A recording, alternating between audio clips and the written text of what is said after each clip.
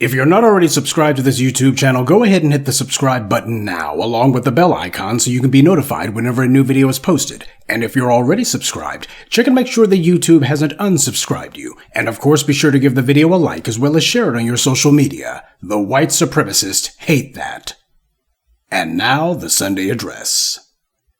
On this Monday, we're getting brand new insight about the guest list for an annual hate conference at a state park right here in Middle Tennessee. And we've now discovered it includes people who have celebrated political violence. The American Renaissance Conference has been coming to the area since 2012, yet not much has been known about the cast of characters who attend. That is until now. News Channel 5 Chief Investigative Reporter Phil Williams was there 3 weeks ago when the conference returned to Montgomery Bell State Park in Dickson County. Phil is with us now, and I know you've been working hard to figure out who you were actually seeing come into that place, right? That's right, which was not something that the conference organizers liked at all. As it turns out, there's probably a good reason. Among the changing colors of the season, here for the conference? Yes, what's your last name? Visitors came from across the country for a conference where the only color that really matters is white. But because there are 200 or 300 people in that building over there that believe only they belong in this country. Protesters were kept far from attendees at the American Renaissance Conference, an event that, as the protesters see it, represents the worst of the world of hate. Exactly what they advocate inside the park's lodge is a closely guarded secret, as is the guest list, which is what led us to stake out the security checkpoint standing in a public spot in a public park where we found some attendees desperate to hide from our cameras.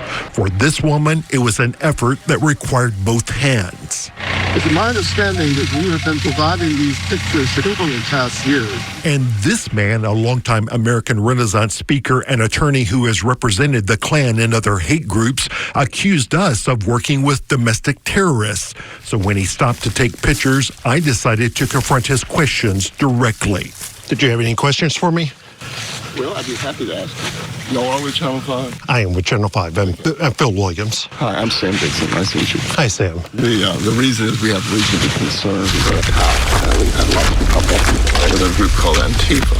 And they have tried to prevent us from having our meetings. And I assure you, I'm not Antifa. Back at the checkpoint, we saw some familiar faces. Howdy, Phil. Hello, Thomas. How are you, sir? That's Thomas Rousseau. He's the leader of the Patriot Front, the white nationalist group known for its flash mob protests, as well as its training of young men for battle. They want an America that's for whites only. And this is Eric Orwell, the Arkansas man who heads Return to the Land, the group that wants to build a whites-only community in Tennessee. Recently posted photos show Patriot Front showed up at Orwell's compound in Arkansas to help with building projects there. That despite what seemed like his efforts to distance himself from the group when we talked a few weeks back. When we did the Zoom interview, you expressed some ambivalence.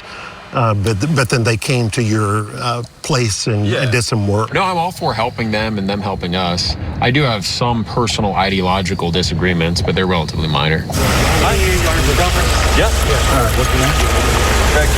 Then there's Greg Johnson, the man in the passenger seat who, as you can see, was none too happy to see our cameras.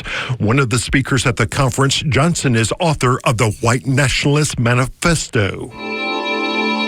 After a mass murder committed by neo-Nazi Anders Breivik in 2011, first killing 8 people with a van bomb, followed by the massacre of 69 people at a Norwegian youth camp, Greg Johnson wrote of his, quote, strange new respect for the killer, who he argued was engaged in resistance to genocide.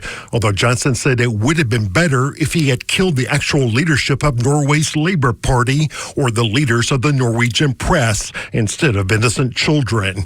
Breivik, he wrote, simply chose the wrong targets for his killing spree. Then there was Johnson's companion, David Zuddy. He has defended the neo-Nazi who drove into a crowd of protesters in Charlottesville, killing 32-year-old Heather Heyer. The killer was convicted of first-degree murder. Yet David Zuddy tweeted, quote, James Fields is a hero who did nothing wrong. And, quote, Charlottesville made me realize that many liberals aren't fully human, along with the true extent of Jewish media control. He has also defended those who assaulted Capitol Police on January 6th.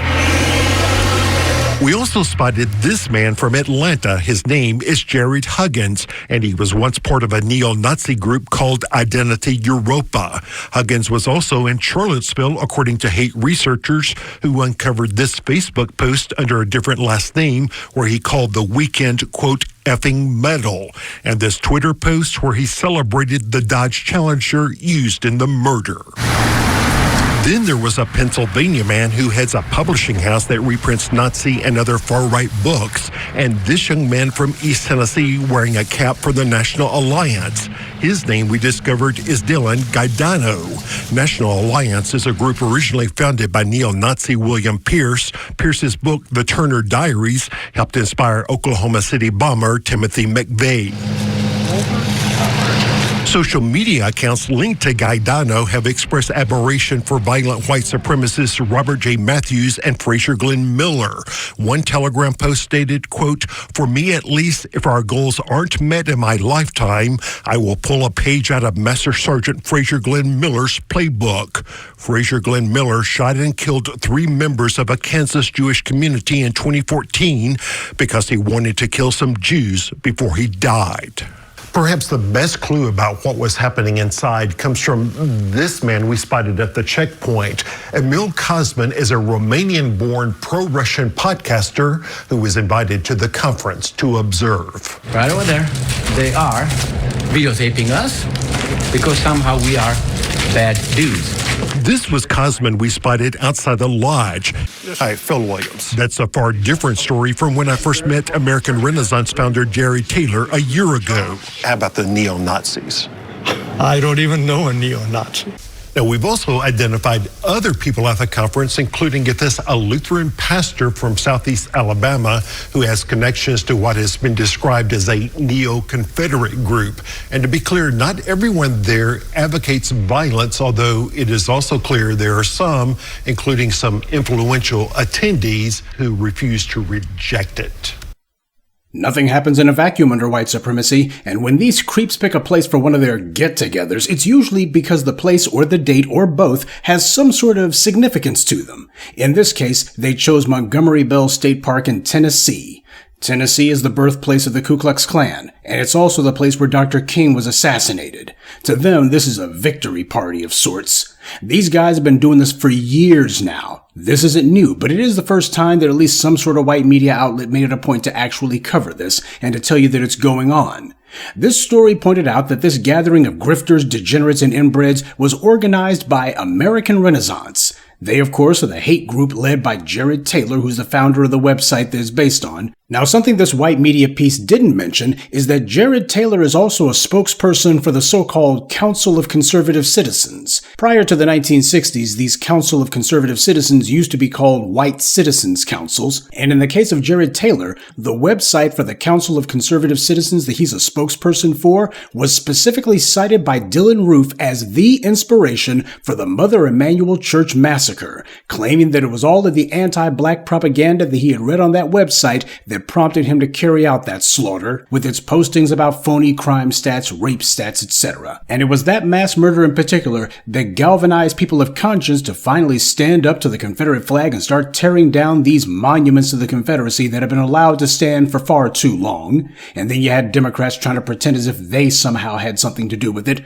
Sure, this all happened on Barack Obama's watch, but it was no thanks to him. He was part of the problem. As soon as the news hit that it was a particular website that inspired this degenerate to carry out this mass killing, they should have already had the feds all over him. But that didn't happen. And not only that, Jared Taylor, the founder of American Renaissance, he had no problem going on the white media, any outlet that he wanted, and telling them, well, you know, this guy didn't get indoctrination, he got information. Mr. Taylor, Roof's manifesto says that he got his inspiration from your website and links to articles about what is characterized as black crimes against white people. Roof wrote, quote, "There were pages upon pages of these brutal black on white murders. I was in disbelief. At this moment, I realized that something was very wrong." Roof's stepmother said he had been affected by internet evil. So doesn't your organization bear some responsibility for what Roof was thinking? No, he did not get inspiration from the council's website. He got information. Now, it goes without saying that Jared Taylor's gibberish was complete and thorough racist psychobabble.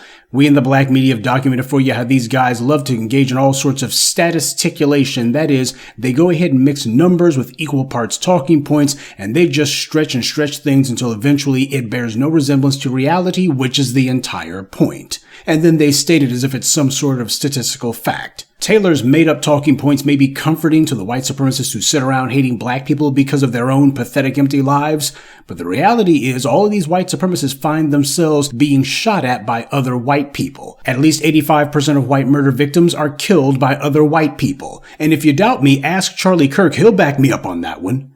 Who are the perpetrators and victims of mass shootings, by and large? Those are prime examples of white-on-white crime, which Jared Taylor is conveniently not worried about. Child trafficking, who are the primary perpetrators and who are the primary victims? There's another white-on-white crime that he's not concerned about at all.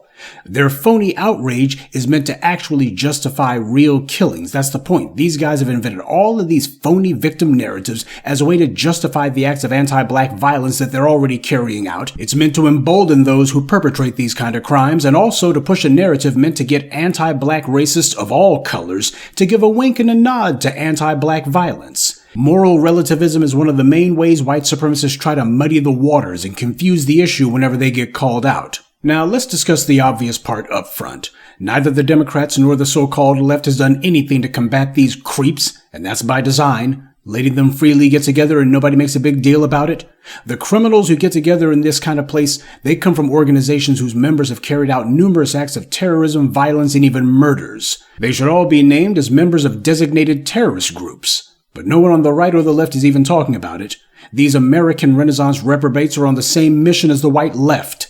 The only difference is they disagree, at least rhetorically, on the method to get there. This is why your Democrats like Gavin Newsom or your so-called left-leaning commentators are always perfectly willing to sit down with any of these white supremacists and give them a platform. But predictably, when it comes to the black grassroots, they only attack us. They say that we're Russian bots, they try to ignore us out of existence at best, or they lie about us and vilify our movement at worst. And it's not just us. Even some of these black folks who thought that they were too cool for school, ones who are not necessarily affiliated with the B1, who thought that they would be on these white media websites and outlets, once they get fired and they can't get their former white pals to so much as return their phone calls, even before they get fired, if they take a position that's deemed as problematic, then they get put on the outs early. They don't get invited on the cable shows. They don't get time on the big podcasts either. They realize that, these good white folks aren't trying to help me climb the ladder, because that's what a lot of them think they're going to do. What they think to themselves is that they worked on this or that Democratic campaign. That's what a hell of a lot of these black folks that you see have done. When you see them online, turns out that all of these guys have been DNC operatives at some level or another, and they think that they're on the inside until they find out that they're not, though that doesn't stop them from viciously trying to claw their way into the tent. If you're a white supremacist, you can never be too controversial or do something that's too unacceptable for the white media to put you on. But if you're black, that alone disqualifies you, unless you're a 100% certified sock puppet with some white paymaster's arm elbow deep up your backside, like the Joy Reids, the Roly-Poly Martins, the Angela Ryes with lettuce and tomatoes on the side, and of course the Mark Lamont shills. These individuals, well, we can go ahead and put you on, unless you get on the wrong side of one of our pet issues, which is what Mark Lamont Schill did. He could beg his way back into the white media's good graces, and I'm sure that he's tried, but the reality happens to be they don't need him. And that's what goes along with trying to be one of these white media bootlicks. That's the reason why that's a career path that doesn't come with a retirement plan. And that's the reason why no matter who's in the White House, they never make it a point to put these guys on the hot seat and tell these politicians in D.C. who's keeping an eye on these white supremacists. Shouldn't the feds have some sort of presence monitoring these guys? Because we all know if you had a gathering of a bunch of black folks from disparate groups getting together for any reason anywhere, the feds would have investigators crawling over that place like ants. Because you know who's at these kind of meetings. Judges, law enforcement, business people, even politicians, or at least their political aides are at these places. This is where these guys go to do their dirt. That's who it is who attends these kind of things. It's more than just the rank-and-file Jethro Bodine rope belt-wearing contingent. You also have individuals who do business in places where black folks are, and black folks don't even know what the hell these guys are about. You got individuals who hold public office, and they're making the very laws that black people are oppressed by. And of course, you got the race soldiers with or without badges who are harming black people and in many cases murdering black people. And it is precisely gatherings like this where they get together to plan their dirt. It is precisely gatherings like these where you got basically Evil Incorporated who comes together to plan their murderous campaign of anti-black racism. So if anybody has a right to know who these individuals are, it's us. And something else about the white media covering this gaggle of racist get-together and the protesters who were there, it goes to emphasize and illustrate something that Dr. John Henrik Clarke talked about. He had pointed out during one of his lectures that there was this so-called black Arab that he was dealing with, and this guy thought that it was a cute thing to basically tell people who were coming to these gatherings that these black folks were putting together. As Dr. Clarke had pointed out, now what you've done is you've given the enemy a catalog of everybody who was there. And that's the kind of thing that would be helpful for us to do to our enemies, to actually have black folks who are on the ground when these clowns have these get-togethers and actually be taking photographs of them, actually taking video, seeing who's coming in and out, getting their information. These guys are not just a bunch of yahoos, they are terrorists. These people plan their violence against black people at these very gatherings. Or are we to believe that they just get together to trade mayonnaise casserole recipes? No, there needs to be black folks who make it a habit to find out when these scumbags get together and start to get information about these terrorists. These guys are actually planning violence when they get together, and we can tell because of what happens afterwards. These are known violent groups getting together. There's not even a question about it. These are the individuals who inspire violence and the individuals who carry it out. Because I can promise you, if you had paid mouthpieces like the ADL and others, they'd be making it a point to make sure that they get the photographs and get the names. They'd be sitting here doing everything that they could to have a catalog of their enemies. We are under far greater threat than the Jews are, the Asians, or anybody else. So if anybody has the right to actually be doing this, if anybody has a duty to do so, it is us. And none of them are using the fact that these racists get together in these places as a springboard to attack the politicians in those places and say, hey, look at who it is, the mayor here, the sheriff, and whatever. They're not doing anything to impede or even oppose these guys. We need to have some new leadership. They're not trying to scandalize these guys out of office. So when white supremacists come to your town, that's never a disqualifying factor from whether or not the local politicians ought to be in office. But you let somebody like, say, Louis Farrakhan come to town, and all of a sudden, how come you didn't oppose him? How come you didn't do something about him? But there's two lessons in this for the black grassroots as well. First, having organizations out in the open with clearly defined, publicized leaders is a powerful thing because it makes it straightforward for the organization to gather people and gather resources under one banner. But it also makes targeting them a straightforward matter too. This is what happened when the KKK was sued out of existence in the 1980s, when the family of Michael Donald sued them after they lynched him. That lawsuit resulted in the Klan's financial bankruptcy. But if the federal government actually had anyone in the Democratic or Republican parties who actually opposed racism, the family of Michael Donald would never have had to sue in the first place. The feds would have been all over him. Today, the Klan still carries out lynchings. We hear about them all the time, case after case after case of some black man who's found hanging from a tree when everybody knows it's not suicide, it was a murder. But the same way you didn't have these Democrats making a big deal about black voter suppression in places like New Bern, Alabama, where they illegally had a white-dominated government simply as a matter of law, blatantly violating the Constitution, the Voting Rights Act, and everything else, but Democrats never made a big deal of it in 50, 60 years. And the Klan being sued out of existence is also part of the reason why during his first term, when the Orange Man made that claim that we're going to also be looking at going after groups like the KKK, designating them terrorists and going after this, I said, man, he sounds triple stupid because of the fact that the Klan had long since been defunct. That was a nothing burger, and he knew it. Though it says a lot when the allegedly first half-black president was in office, he didn't even say that he was going after these creeps at all. We know Trump's lying. We expect nothing better from him. But you got these DNC shills out here telling us that people like Barack Obama and the rest of the vote blue no matter who crowd happen to be better than Trump. Well, whenever they make those claims, the first thing I'm going to do is to compare and contrast and see if that's actually true. Now, to continue, other groups like Vanguard America, they had clear organizations and clear leadership, and they were responsible for the Charlottesville riot. It was one of their members, James Fields, who killed Heather Heyer when he drove his car into the crowd. Other members of that group have also been prosecuted. They tried rebranding themselves as Patriot Front, but no one's been fooled. They've been getting hemmed up everywhere that they've gone. Whenever they have their little vans with their gangs will jump out, they got to do their stunts real quick. Otherwise, there's a good chance that the police might, at least for the cameras, pretend to be hemming them up, pretend to be having them sitting there in handcuffs before letting them go. Or, if they're not so lucky, some of the locals will pay them a visit like they did in Philadelphia. But keep in mind, the same principle also goes for organizations like BLM. They've also been targets of lawsuits aimed specifically at their finances as well. When your group is a formal organization with a formal leadership, it can be attacked, it can be disgraced, it can be discredited. This is why a leaderless resistance is far superior. True, when a code is the leader, that's not the same as having a cult of personality built around one charismatic individual.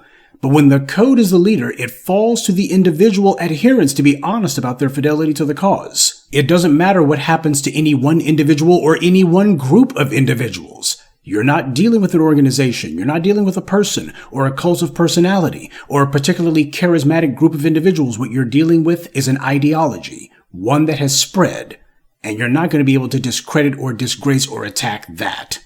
Now, this isn't to say that gatherings or even conventions are a bad thing. They're not. In fact, I think that we should be doing that, a lot of it. And it doesn't have to be gatherings of millions of people or even thousands. But it does have to be. And it doesn't or particularly shouldn't be anything really fancy either. Remember, for years, the Italian Mafia's so-called commission, the five families, they would get together at a private residence out in a nice little suburb somewhere, but that's what they would do, and they did that for many years before one flatfoot figured out what they were doing and gathering for. And people like Rudy Giuliani claimed that they had basically broken the back of the mob, but as we found out with the recent NBA gambling scandal, the Italian Mafia didn't go away, they just went underground.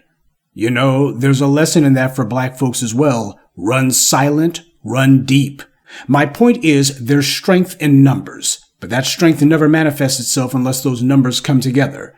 The bad guys understand that principle. We understand it too. And what we also need to do is to add action to our understanding. There are people even now, lots of people in the area where you live, who feel the exact same way that you do.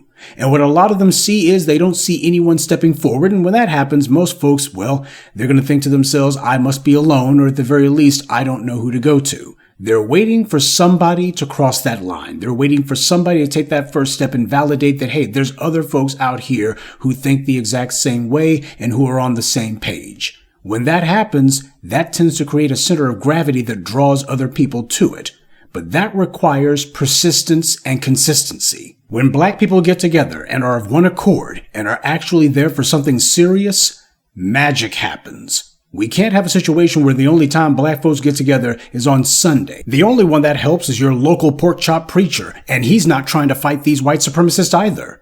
Put your time, resources, and energy into gathering like-minded individuals, and don't let anyone tell you that you're alone. And don't wait for anyone else to do it for you either. A Black First agenda doesn't start with a politician or even a podcaster. It starts with you. That's why I say at the end of every video I post, Black empowerment only exists because of you. There's one category in which the enemy is outperforming us in one crucial regard. They're not bashful about pitching tent where they are and building where they stand. They don't make excuses for it or try to play hopeless. They look around, they find people, and they make it work. They're deadly serious about what they're doing. And you can tell by the fact that they do it. It ain't gotta be beautiful, it ain't gotta be the biggest and the baddest, but they understand that there has to be something. As black folks, we used to do that, and I mean well before the civil rights movement. We already had a tradition hundreds of years long gathering to plan slave revolts, gathering to plan ambushes on the enemy in places where we lived outside official government jurisdiction, a lot of things. This is something we need to get back to, and you can practice it right where you are. And don't let anybody tell you, oh, well, you don't have enough numbers. Let me tell you something. If there's anything you should have learned from myself and others in this black media sphere for the last 18 years, it's that the quality of your numbers is far more important than the quantity of your numbers. 100 people who are rock-ribbed, steel-spine, fire-breathing, black-first zealots are a hell of a lot more effective than 1,000 pot-smoking, couch-surfing losers. You can ask Tiffany Cross, Angela Rye, and Andrew Big Bussy Gillum about that one. When you start practicing black organization and you do it on a regular basis, you're going to show the enemy that they may have you outnumbered, but you've got them outclassed. Good evening, and be one. I'd like to take a moment to mention some of our contributors: Carolyn Hughley, Wahib Abdul, Reasonable Dude, Michael McMillan, and Anthony Pollard. Salute to them and thank you to everyone for listening, liking, and sharing this message. Black empowerment only exists because of you.